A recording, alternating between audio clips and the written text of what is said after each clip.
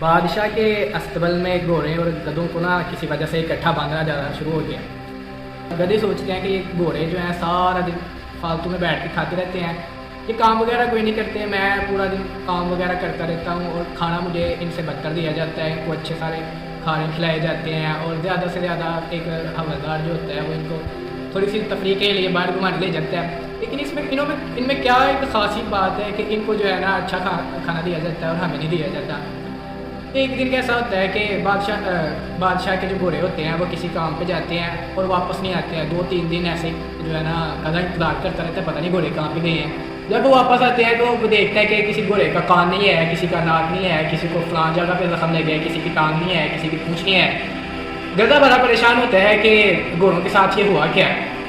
وہ کسی گھوڑے سے پوچھتا ہے کہ آپ کے ساتھ یہ ہوا کیا ہے، کہتا ہے کہ گھوڑا کہتا ہے کہ ہم بادشاہ کے ساتھ جنگ پہ گئے تھے،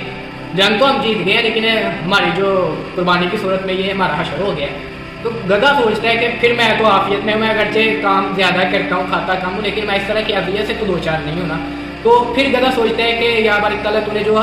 بندے کو بنایا ہے، ہر چیز کو جو بنایا ہے اس کو کسی نہ کسی تخلیق کی وجہ سے بنایا ہے، جو اس کا کام ہے وہی اس نے کرنا ہوتا ہے۔ تو جس بندے کے جس کام کے لیے کی گئی ہوتی ہے وہ بندہ وہ کام نہ کرے تو وہ بندہ ہمیشہ مات کھاتا ہے۔ یہی حساب آج کل کچھ نوجوانوں کا ہے، کچھ اسکالر جو بننے کی کوشش کرتے ہیں ان کا ہے کہ جو علماء کا کام ہے وہ سوچتے ہیں کہ یہ کام ہم کیوں نہیں کر سکتے ہیں، ہم بھی تو جو ہے نا